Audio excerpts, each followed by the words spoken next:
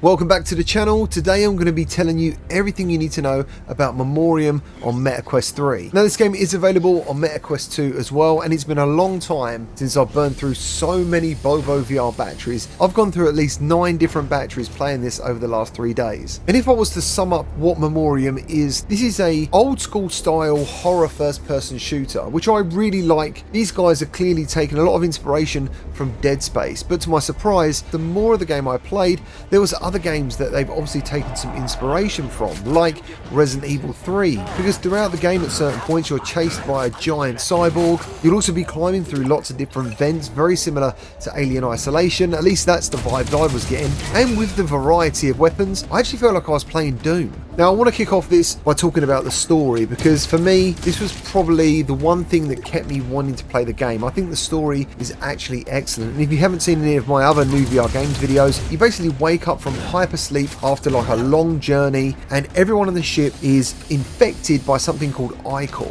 You've not only been in like stasis or hypersleep, you've been in something called a dreamweaver, and your character actually plays a really big part in the story. He's kind of integral to it, and there was plenty of surprises, plenty of twists, and I think the way this game was delivered through the voice acting, actually most of it, and some pretty good writing, it was really good. The story itself was brilliant, and it kept me playing right up until the end. This game took me, I think, between 9 and 10 hours, and when you play a game in VR for like 3 days, it just feels like that's all you're thinking about. I felt like I was living in this game. But the other good thing is this game actually has a lot of atmosphere. There's really good lighting, lots of different like smoke effects and stuff, and the suit that you wear has like a torch, but you can't turn it on and off. It basically works automatically, and in some ways that can be quite frustrating because sometimes it's just so dark and you want the bloody thing to turn on. But I also think, after playing the game, I think this has given the developers the opportunity to control when you're scared. There'll be certain times you want to see and you can't, and something will happen in line with the light being off. So even though it's annoying, it kind of makes sense. Your suit also comes with a backpack, and on the backpack you've got all your tools. You've got like a small pouch where you can store key items for the game, and personally I don't really like the small pouch. It definitely feels kind of tacked on. It's like they built the whole backpack and then went, shit, where do we put key items? We'll just put them down in this corner. So it can be quite awkward to reach these items. But the backpack itself has 3 slots for inventory stuff, like, well, anything you want to pick up really, health, grenades, stuff you'll come across, ammo. But the backpack itself is basically a tool backpack. So you'll have access to like a power screwdriver, a flame torch, amongst other things. The bag also holds your weapons. So you'll get something called chimera guns. They're like the basic weapons in the game, but they can be upgraded. And also you get exotic weapons, which I'm going to go into detail in a minute. But with the backpack you can basically swap out what you have on your shoulder, exotic or chimera. With the chimera guns, there's an SMG, a rifle and a shotgun.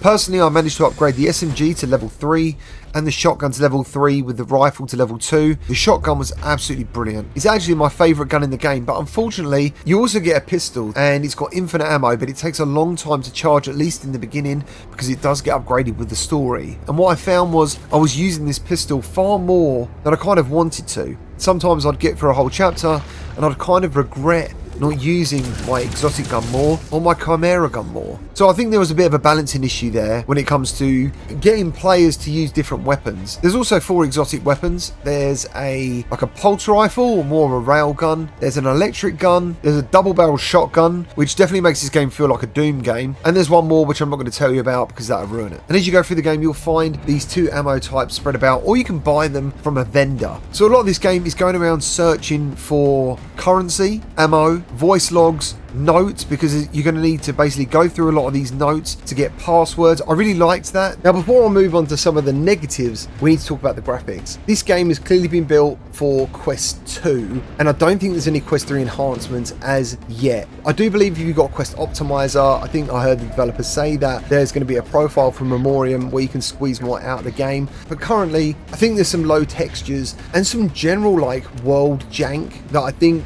will definitely remind you that this is made made by an indie team. Now, I don't want to say that is a negative, because for me this is like a top tier indie game. I think it's actually really good, but graphically I think expectations need to be in check. This doesn't feel like a Quest 3 exclusive looking game.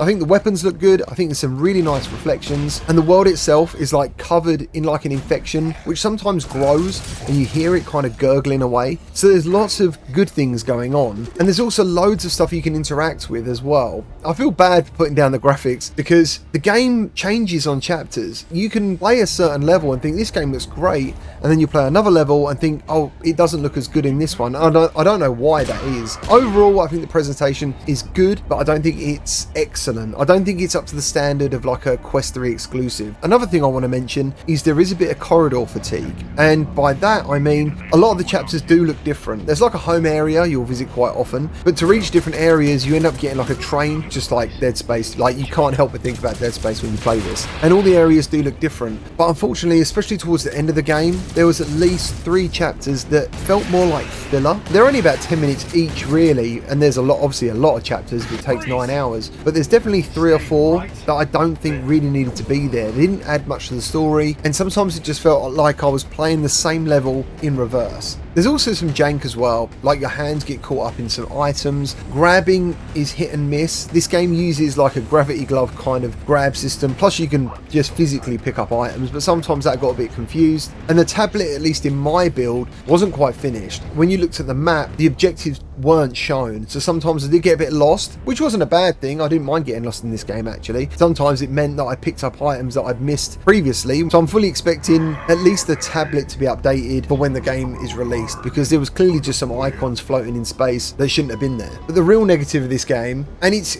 such a mixed bag, is the combat. And the reason it's a negative is because first, it can be satisfying, but second to that, it can really be kind of cheesed. So for example, if there's a big monster, you can just walk backwards to the point it can't walk through a door for no real reason. Sometimes it kind of gets stuck in the corner. There's like monsters that grow out the walls. They sometimes just don't shoot you at all. They just look at you and nothing happens. And also, when I spoke about the pistol earlier that you'll use a lot, at times it feels like you're just rinse and repeating, you know, bang, bang, bang, bang, bang, reload, they freeze, then they run at you again, bang, bang, bang, bang. And I think if you're aware of this and you constantly change up your weapons to use the exotic guns and the Chimera guns, you might get over that. But for someone who never knew how long this game was and how hard it was going to be, I played this game kind of playing it safe. I was always checking my corners. I was trying to save as much ammo and as much currency as possible because I wanted to upgrade the guns. So I ended up relying on the pistol a lot, and I found by playing it that way, instead of just charging in, the enemy were just very easy a lot of the time. I don't think I ever died from just the normal enemies that you come across in between the boss fights, and there is at least 3 or 4 boss fights and they're all really good. But I guess the standard enemy variants, and there is quite a few, there's like 9, you simply can just keep walking backwards. That is